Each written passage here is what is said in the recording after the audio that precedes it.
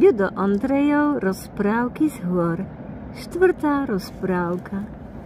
Poniže tej vysokej skaly zazrel som raz zmiju zvláštnej tmavo-červenej farby. Chytil som ju do špagátovej slučky, aby sa jej krásne tielko nepoškodilo, a utekal som k bystrine, aby sa dlho netrápila. Tam som uviazal slučku o kameň a spustil som hadíka do vody na tichom, prehlbenom mieste.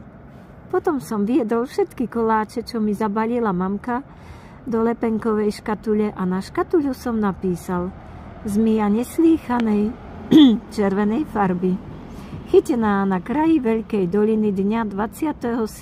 júla 1931. Popoludní o 2. hodine.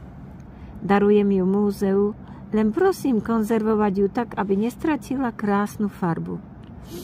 Na to som vyťahol hadíka z vody, odkosílil mu slučku a vložil ho do škatule. Večer som odpočíval pri ohníku, počúval, ako hučí voda a usiloval som sa porozumieť, čo spieva. Odrazu, kde si pri mne zasičala zmija.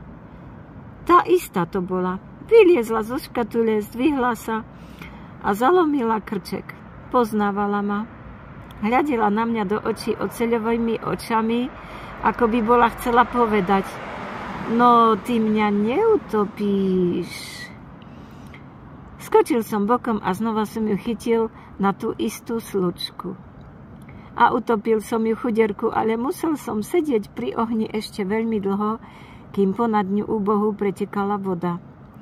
Ako som to len mohol vykonať? Nož chcel som byť zberateľom a srdce zberateľa musí byť niekedy neľútostné. Bola noc. Konzervátor múzea bol práve v meste na kolkárni, keď som ho našiel a zmiju mu odovzdal. A zakiaľ vyhádzal všetky gule, ktoré mu predpisovala hra, zmija ušla zo škatule druhý raz. Ak nezahynula, zmenila i farbu, lebo okolie kolkárne bolo belavo, štrkovité a zmija sa prispôsobuje farbou svojmu okoliu. Ahoj.